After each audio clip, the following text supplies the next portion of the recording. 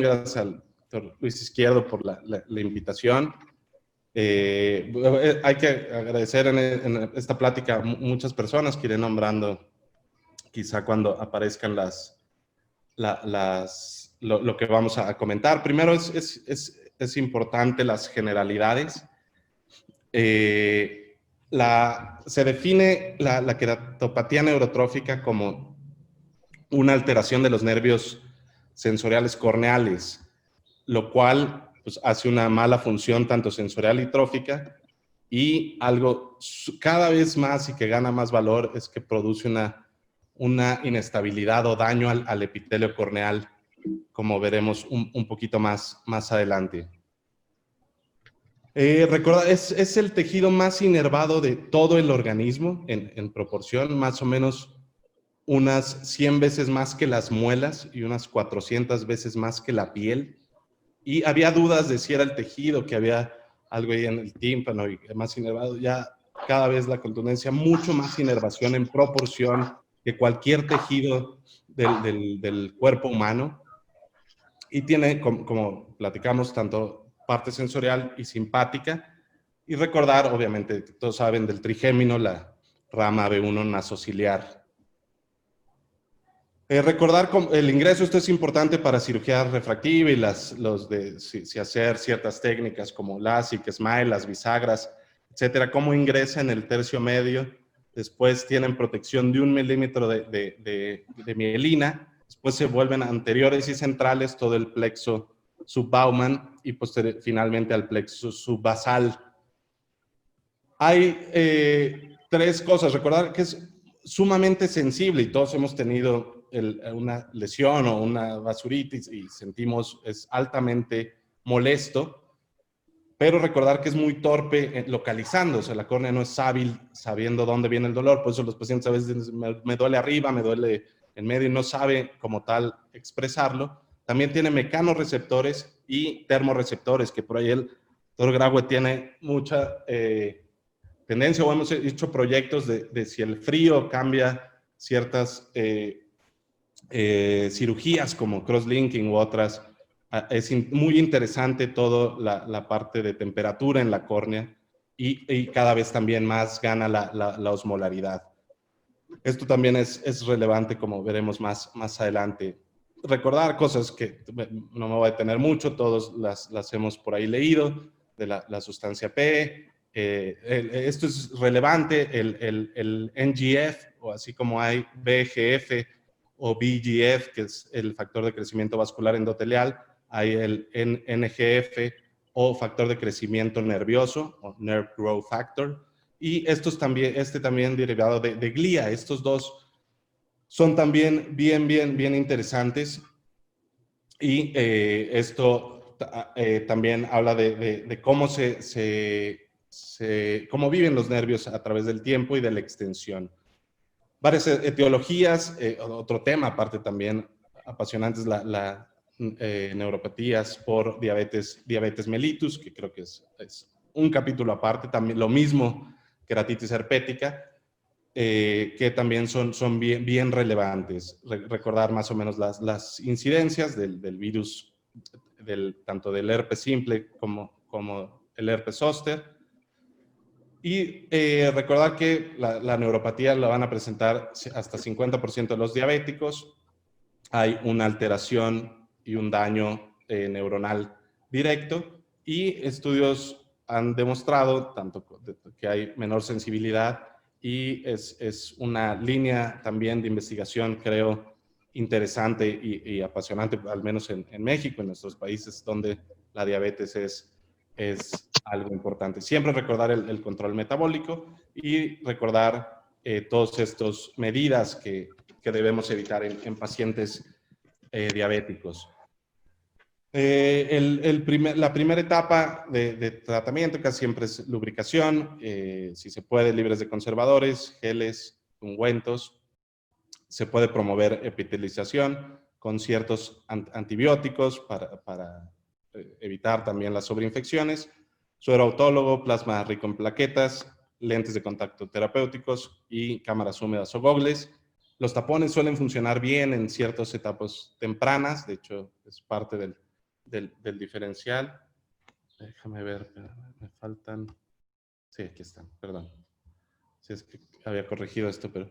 Corticosteroides, ciclosporina, lifitegrast, que en teoría llegaba el año pasado a México, pues se retrasó, y tetraciclinas también pueden funcionar. Oye, Alejandro, Sí, sí, sí. acá te molestamos, y aquí más o menos No, esto es así para ir preguntando. Mira, retrocede de uno, pues. Hay algunos sí. productos quizás Ajá. que la gente se pierde, y todos, incluido yo, ¿sí? Ajá. Mira, en el anterior, en el, el medicamento, cuando estabas hablando justamente del tratamiento en LiveGrass, Sí, ¿qué es eso? Explícanos un poquito qué es eso. sí. Creo que, o sea, son medicamentos inmunomoduladores que, digo, cambian la expresión inmunológica de la superficie ocular, y que ya, de hecho, no han demostrado a la fecha superioridad a ciclosporina. Por ejemplo, el nombre comercial, de hecho, tiene aprobación por FDA, es Shidra o Shidra con doble I. Pronto Ajá. seguramente estará disponible en Latinoamérica. Digo, creo que también merece charlas específicas de ojo seco, pero deben conocerlo. Es una sustancia que actúa muy parecido en estos mecanismos, ¿no? De inhibir la expresión inmunológica de la superficie ocular. Y bueno, seguimos un poquito. Las células epiteliales secretan ciertos factores de crecimiento y estimulan al factor de crecimiento neural, como vimos el famoso NGF. Varios estudios de Confocal han mostrado estos cambios en la inervación, y esto que viene probablemente se ha visto poco en general, o no ha tenido tanta difusión como pareciera. ¿Por qué viene acaso? Hay que ver la expresión de estos modelos. No sé si a ti te tocaron en Davis, Luis, estos ratoncitos. Llegué conejo, pero no llegué ratón. Llegaste tarde. Llegué Enrique tarde. sí trabajó también con esto. Probablemente de los doctores que más sepa inervación en el mundo seguramente es el doctor Mark Rosenblatt, que hizo este paper donde se demuestra con ratones transgénicos la expresión de los nervios. Y vean estos hallazgos sumamente interesantes, cómo parece tener una fuerte relación el crecimiento epitelial o la reparación, y lo hemos visto cómo repara el epitelio con el trayecto de los nervios o la reinervación.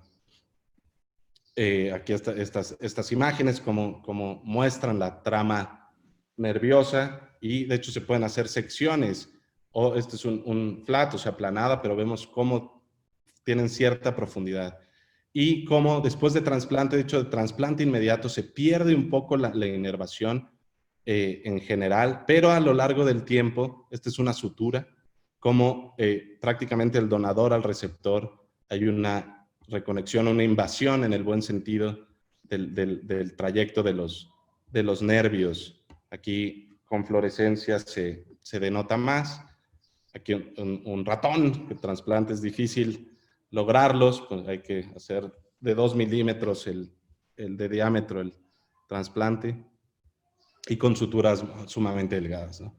Y vemos cómo llega prácticamente al centro esta reinervación.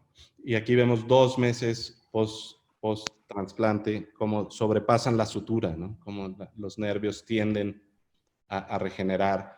Estudios un poquito más sofisticados, esta interacción, aquí hay cierta atracción, y lo que lo está guiando, estas son células epiteliales. Entonces vemos cómo hay cierta afinidad y esta búsqueda del nervio hacia el epitelio, ¿no? Las células epiteliales. Y esto es también interesante, es un injerto del trigémino tomado o sea, directamente de la base del trigémino del ratón, y injertado adentro de la córnea, cómo se mantiene frío o quiescente a través de muchos meses y persiste ahí el tejido. Entonces eso es interesante también como a futuro. Otra cosa relevante, Luis, para en general inflamación y manejo de la superficie, que lo sabemos, a veces los mecanismos no los comprendemos bien, pero que esto es también en un modelo murino, se implantó se llaman pellets, una capsulita de factor de crecimiento vascular endotelial, VEGF, y se genera toda esta reacción vascular o angiogénesis. Y esta es una doble tinción, que en realidad sería triple con el transgénico, donde van juntos venas, arterias y venas, linfáticos y nervios, que también es apasionante la interacción o la demostración de los linfáticos ante el daño o ante la lesión. Entonces, esto no hay que perder de vista, o sea, cómo la interacción es sumamente cercana, linfáticos, sistema venoso arterial y la inervación. Hay varias hipótesis, todos también las hemos visto. De las más aceptadas es que el daño a los nervios se produce por estímulos, información neurogénica y las famosas proinflamatorias como metaloproteinasas, que de hecho esto para ojo seco, que hay cierta relación con daño epitelial y ojo seco, sobre todo la 9, la MP9. Hay varios tipos o varias clasificaciones. Este es como aceptada, donde empiezan pequeños cambios epiteliales leve. Aquí puede haber incluso hiperestesia. Todos hemos visto pacientes con daño leve que se quejan mucho, que vemos ahí 2, 3 punteadas, y viceversa, el paciente con casi perforándose con artritis reumatoide y otras patologías, donde puede haber hipoestesia o nada de molestia o dolor. Posteriormente, las moderadas ya hay mayor daño epitelial, y las severas ya también puede haber lisis u otro compromiso estromal más importantes. Esto quizás es el mensaje más importante de la plática. El resto varía un poquito, pero el mensaje es: hay que medir la sensibilidad corneal. Muchas veces, y a todos, gente experta en todo el mundo en córnea, nos vamos directo a poner ya sea fluoresceína, anestésicos, y perdemos la sensibilidad corneal, que a veces es el único dato que pueda ser para diagnóstico de varias enfermedades como abuso de anestésicos, como herpes, y sin duda de queratopatía neurotrófica. Al menos en el hospital disponemos también de estesiómetro. En realidad es relativamente simple de utilizar, pero también es la repetibilidad o el valor de la cifra es quizá en casos de diagnósticos diferenciales muy limítrofe. Y aquí está cómo estas enfermedades, si no tomamos la sensibilidad corneal, se nos pueden escapar y se nos puede ir el diagnóstico. Es bien importante. Alejandro, sí. Alejandro, quizás justamente el estesiómetro, ¿sí? Sí. ¿Puedes explicarles más o menos cómo funciona? O sea, es una cosa muy sencilla, pero quizás mucha gente no la conoce también, ¿sí? Y es muy fácil de conseguirla, en realidad, y muy útil, como dice Alejandro. Es simple. O sea, bueno, ahí si notan, hay este medidor, y, perdón, son o sea, como en milímetros. Mientras más se acerca a 0, por decir así, hay menor sensibilidad, y mientras más se alargue, y es que en cuanto a longitud, mientras más largo recibe el filamento, que son de nylon, como bien se indica ahí, es que hay mucho mayor sensibilidad, ¿no?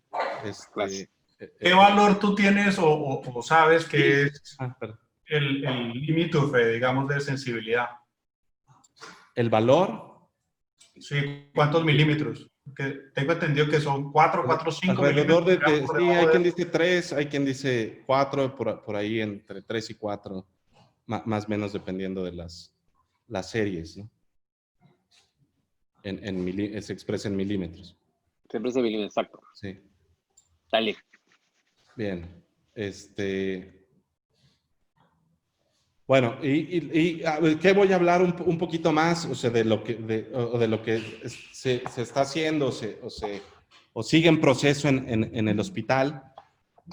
Digo, aparte, obviamente contamos con todo esto, suerotólogo y la mayoría de las cosas que vienen ahí, pero estas 3 cosas resaltadas es lo que me voy a enfocar un poquito más quizá, que pudieran ser. Estos desgraciadamente ya no se están produciendo. Los agentes regeneradores de la matriz, estaban comercialmente hasta hace poco, ya no se consiguen, y tanto en PRK como en crosslinking y todo, vimos una gran repetición respecto a otras terapias. Este es relevante, voy a hablar un poquito más. Sistémicas, son tabletas, que es nisergolina y un poquito de neurotización. El resto creo que lo conocen, no me voy a detener mucho, como es membrana amniótica, sueros autólogos, obviamente tarsorrafias, y el último recurso que son los parches o injertos tectónicos. Estos agentes son análogos de paransulfato y regeneran la córnea, venían libres de preservador y se aplicaban una cada 48 horas o cada 24 horas, dependiendo la situación o el caso. Y la verdad que los reportes son muy buenos para queratitis neurotrófica. Me voy a tener más en este es en tabletas, y hay de 10 miligramos y hay otra presentación de 30, también se puede ir como ajustando. Bueno, se usa mucho en Alzheimer, y la verdad que cuando iniciamos había cierta incertidumbre.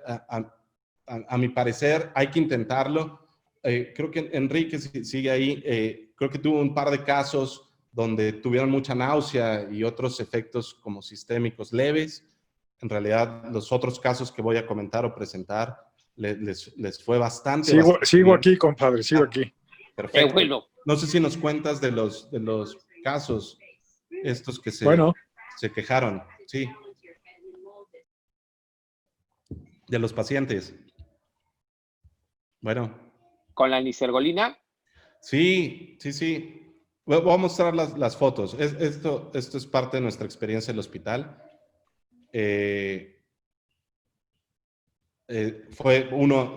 Insisto, la terapia sistémica. Los pacientes tomaron 10 miligramos 2 veces al día durante al menos 2 semanas. De hecho, se puede prolongar y ha habido casos de más de un mes. Insisto, es un medicamento usado en Alzheimer, comercialmente disponible. Y la edad promedio fue de 60 años y los defectos epiteliales cerraron entre 10 y 28 días. Estos son algunos de los casos. Vean, esta es la mejoría, su izquierda, no sé cómo aparezca en las pantallas, pero bueno, el defecto más grande es previo y el más pequeño posterior al tratamiento. Y aquí vemos este caso, la evolución como prácticamente repiteles. Y todos eran tratados ya con las múltiples terapias, entre comillas, convencionales. Así que es un buen tip que podrían manejar en sus pacientes, y con efectos no deseados bajos. Sí existen, también hay que decirles que puede dar algo de náusea, y insisto, creo que los pacientes tuvieron algo de mareo, etcétera, pero tolerables. Y brevemente, esto también por ahí leerán un par de papers interesantes, que es digamos, pasar un nervio a conectar o reconectar un nervio hacia otros sitios. Esto se conoce como neurotización, y esto puede restaurar por completo la sensibilidad de ciertos tejidos u órganos.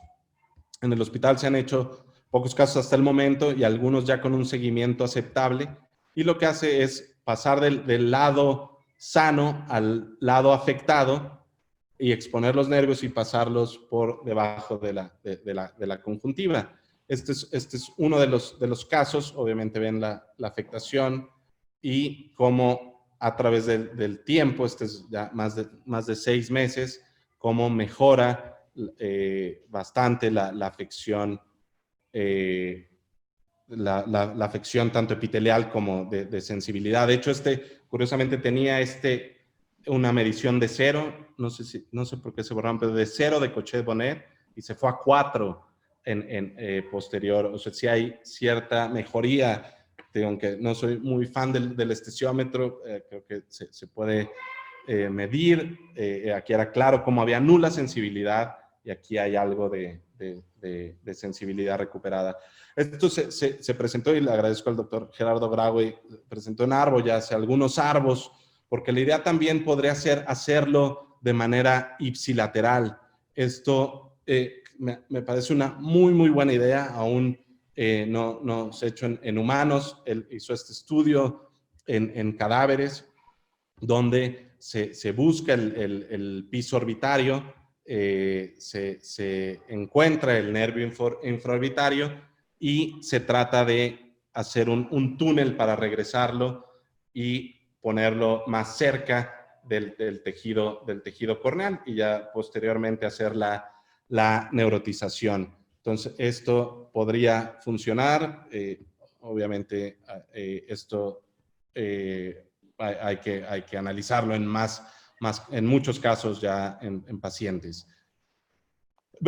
Para finalizar o concluir y charlar o platicar un poquito de esto, la nueva definición del DIUS ya nos habla más de estas anormalidades neurosensoriales, y hay y cada vez veremos más estudios, y tanto como platiqué al inicio, en diabetes y etcétera, de cómo los nervios son sumamente relevantes y tenemos como gente córnea o en general hacer más énfasis o ahondar un poquito en este tipo de conocimiento. Y lo mismo, vienen terapias promisorias que podemos ir como pensando, intentando, y pues nada, como también lo que hablamos al inicio con Luis, de promover o fomentar la investigación o los estudios, y creo que es un área poco explorada, pero que todos hemos visto este tipo de pacientes y a veces no hay muchas cosas que ofrecerles.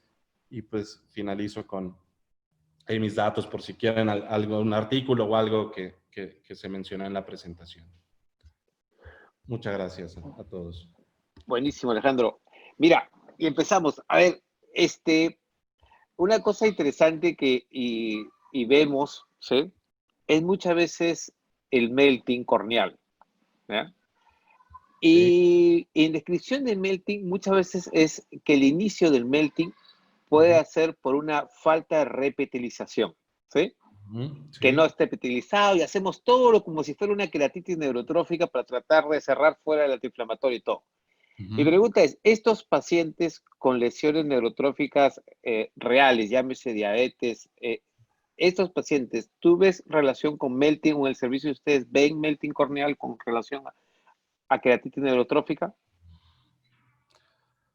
Es compleja la pregunta, ¿no? De entrada no he encontrado en español una buena traducción de melting. Quizá la mejor, entre comillas, sea derretimiento, ¿no? Exacto. Entonces, es muy distinto todo el proceso y la fisiopatología, por ejemplo, en queratitis infecciosas, donde sí ves, y de hecho hay quien dice que no se puede ver clínicamente, o sea, no es accesible a los ojos el melting, hay que tocar y sentirlo. Ajá. ¿Sí me explico? O sea, para realmente decir es un melting corneal, se tiene que con algún instrumento sentir, como lo hacemos en las queratitis infecciosas. Entonces, no es una degradación. Recordar también para queratitis o úlcera, la definición de úlcera también tiene que haber daño epitelial, y si no, todo cross-linking o PRK sería úlcera, y tiene que haber justo degradación estromal. Entonces, creo que es la clave esas palabras, quizás de semántica.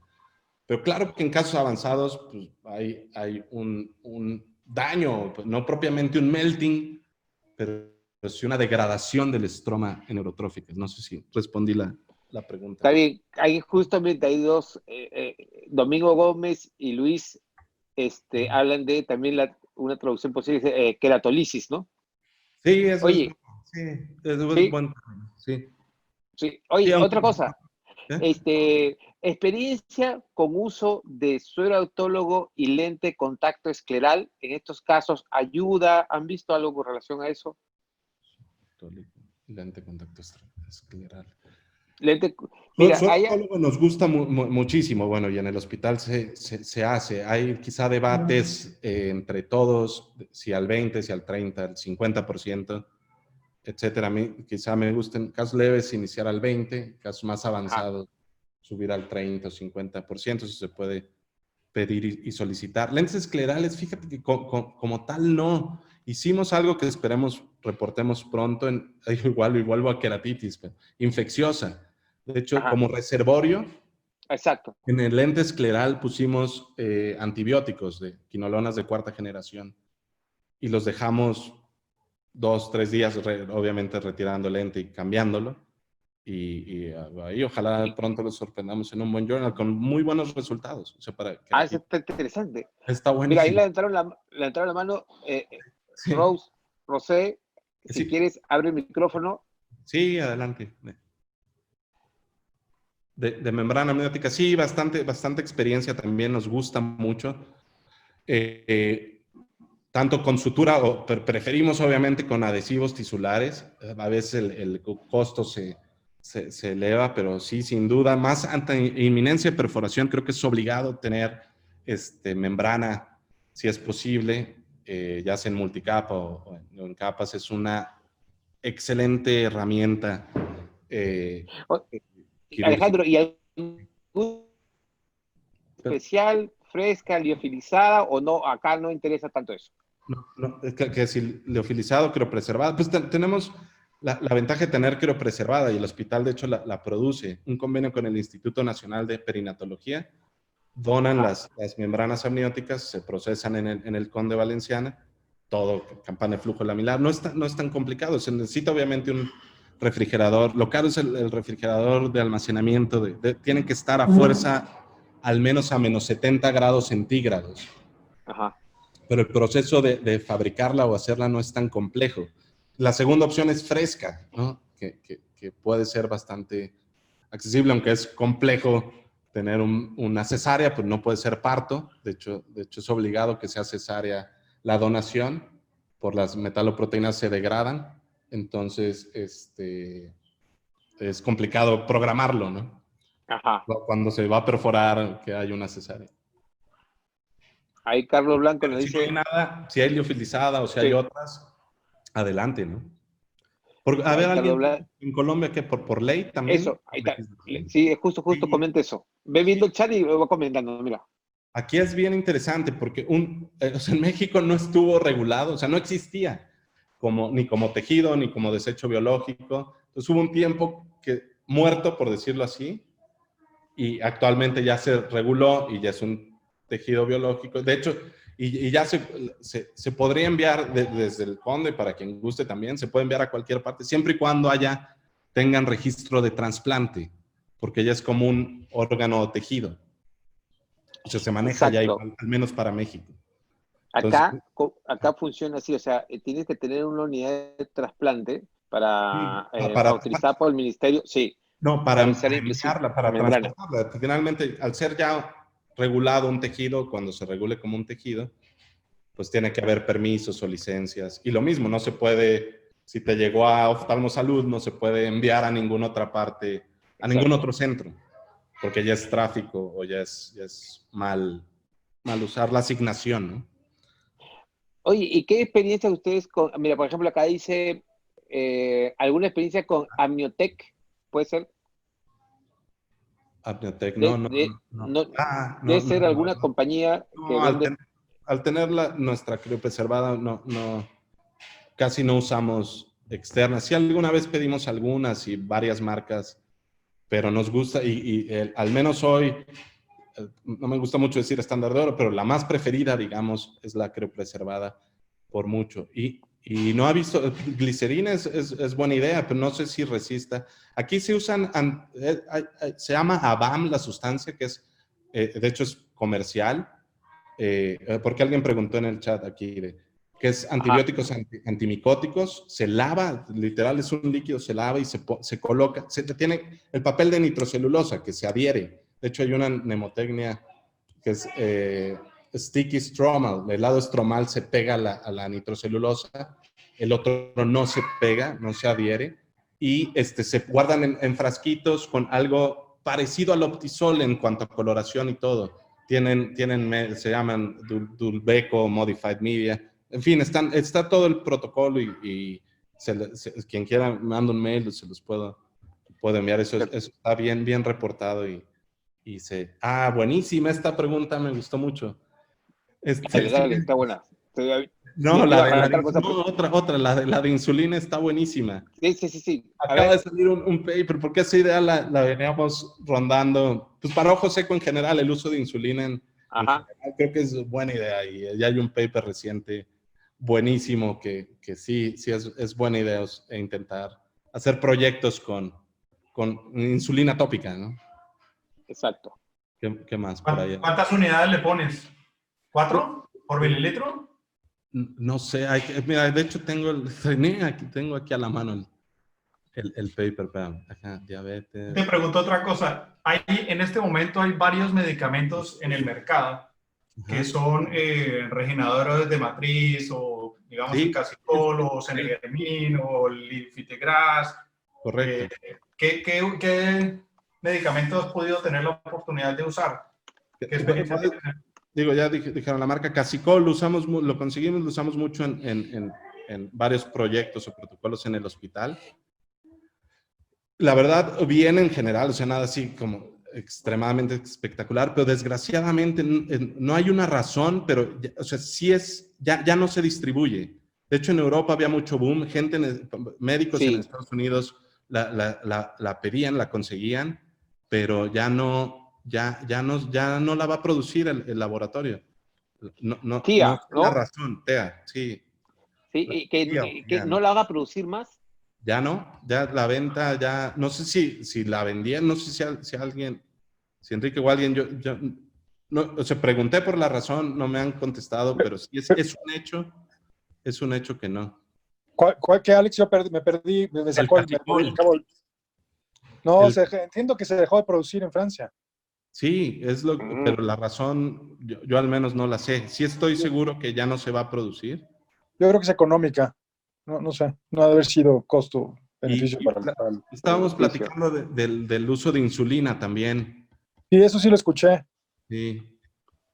O sea, alguna vez quisimos hacer un protocolo en el hospital y no fue del agrado del comité de investigación, ¿no? Sí, pero aquí alguien preguntó. Pero suena lógico, ¿eh? Sí, lo oí, alcancé a oír eso. Si puedo compartir pantalla para... Dale, por favor. ¿Sí? Yo sí lo leí en algún lado y solamente tengo un paciente que tiene una úlcera neurotrófica después de que tuvo una ACV y razón por la cual tuvo y le puse y funcionó bastante bien. Sí, mira, aquí la revitalización es bastante rápida, dentro de los primeros 7-10 días. Pero por aquí está. Pero no tengo sino un paciente por úlceras neurotróficas, no tengo muchas. ¿Pero qué José, pero ¿con insulina o con el Casicol? Insulina, ¿no? Yo con insulina, 4 unidades por mililitro. En una botellita de hialuronato. Inclusion criteria, malasia. Y justo por aquí, Bustamante, que no tengo tu nombre, discúlpame, me dice que tiene que ser insulina humanizada. Aquí está, sí. Es la de acción prolongada. No encuentro el métodos. Aquí está, preparation. A ver. Insulina, bla, bla, bla. Pues por ahí anda, ¿no? Habrá que ya hacerlo o verlo. Ya. Ahí, si no, José, si puedes, José Líbano, que has tú sacado la preparación, si puedes, si te acuerdas, escríbenos ahí en el chat, por lo menos más o menos cómo lo diluiste. Está interesante. Sí, increíble. O sea, son buenas ideas, ¿no? Bueno, hay dos, mira, si tuviera, colocas suelo autólogo o plasma, y la otra es alguna experiencia con albúmina. Solo autólogo, sí, de lleno. Plasma, no tanto.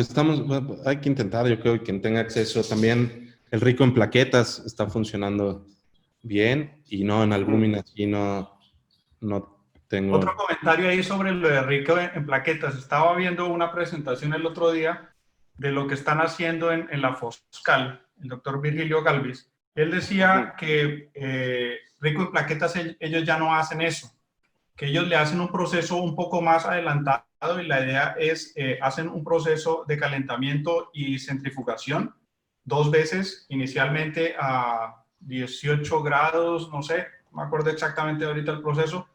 Hay otra de 56 grados. La idea es destruir las plaquetas, hacen una centrifugación posterior, vuelven y centrifugan. La idea de hacer esto es sacar todas las membranas de las plaquetas, sacar el complemento y las citoquinas y que queden solamente los factores de crecimiento, que es lo que realmente nosotros estamos buscando, disminuyendo de esa manera los proinflamatorios que son las citoquinas y el complemento. Me pareció bastante interesante eso. Eso se puede reproducir fácilmente en un laboratorio. Perfecto. Perfecto. Bueno, y algo más, Alejandro, o sea, te llega un paciente con creatina neutrófica, vas de paso en paso, vamos, para que ya más o menos la gente se lo lleve en resumen. Utilizas todos los medios posibles para tratar de cerrar, que puede ser, arrancarías que con un tipo, por ejemplo, suelo autólogo, el uso del lente de contacto con suelo autólogo, ¿qué opinas a la vez? Lente de contacto normal, llámate un blando, ¿sí? Sí, a mí, fíjate que, bueno, no sé, no hablamos mucho, lo mencioné ahí como de barridito también. Si no hay inflamación, porque es importante que están contraindicados cuando hay inflamación, tapones es buena opción. De hecho, les puede ir como bien con los puntos o tapones lagrimales, ¿no? Entonces, esa es como buena opción, sobre todo en casos leves, moderados. Ya después tampoco ahí tienen función. Claro. Sí, también creo que lentes de contacto blandos, si el paciente es, sobre todo que a veces, y todos, bueno, al menos los nuestros o de nuestro medio, si al paciente le dices hay que recambiarlo un mes, se vira 2, ¿no? Es 3. Entonces el riesgo de dejarlo ahí, queratitis. Entonces, explicarles bien que hay que estarlo recambiando y algunos no pueden y tienen que ir a acudir para que se les recambie, otros sí, hay quien se lo... un familiar que usa lentes de contacto le ayuda, etcétera. Pero sí es también muy buena idea, ¿no? Y disminuyes teóricamente la frecuencia del uso de lubricantes, ¿no? Perfecto. ¿Alguna pregunta más, José?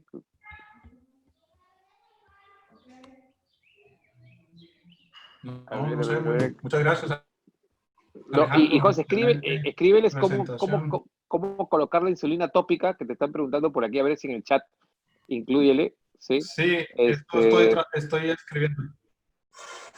Ya, hay varias publicaciones al respecto y la cantidad, la concentración puede ir de entre 4 unidades hasta incluso 20 unidades por mililitro. Ese mililitro lo vas a diluir en lágrimas artificiales, preferiblemente obviamente sin preservante, pero incluso digamos el doctor Virgilio también lo hace y lo hace con una carboximetilcelulosa cualquiera, normal, un free sin ningún problema, lo diluye ahí y lo prescribe. Yo lo hice con un Systane y bien, también.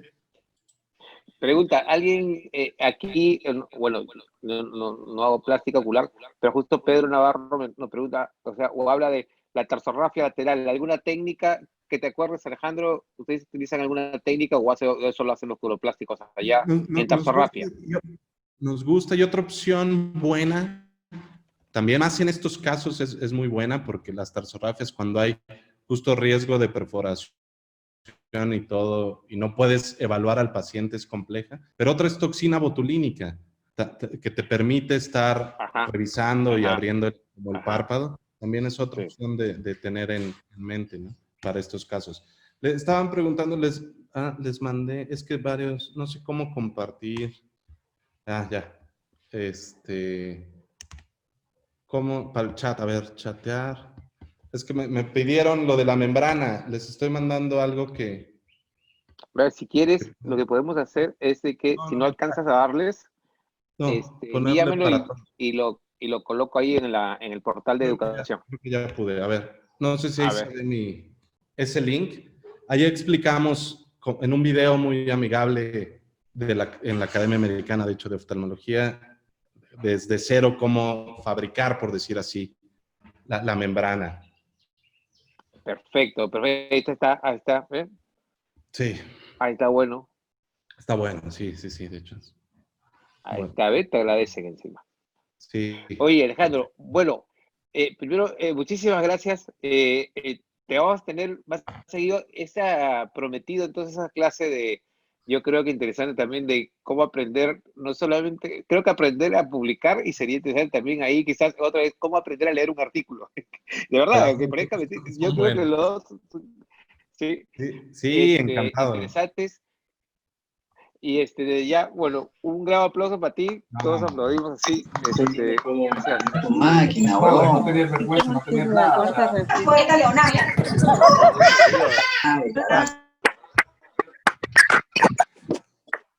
Alejandro, muchas gracias. Muchas gracias por participar. Sí, y el día lunes tenemos este simposio de superficie ocular. Va a estar bastante interesante. Vamos a hablar desde la base, o sea, desde la parte básica hasta la parte avanzada en estos temas que ven ahí, que son los temas que vemos diariamente en consultas, sin importar si eres retinólogo, estrabólogo, corneólogo. Así que yo creo que va a ser muy interesante. Bueno, gracias José. Enrique, muchas gracias también por estar por aquí. Y gracias, nos vemos el lunes. Gracias a todos. Saludos. Chao.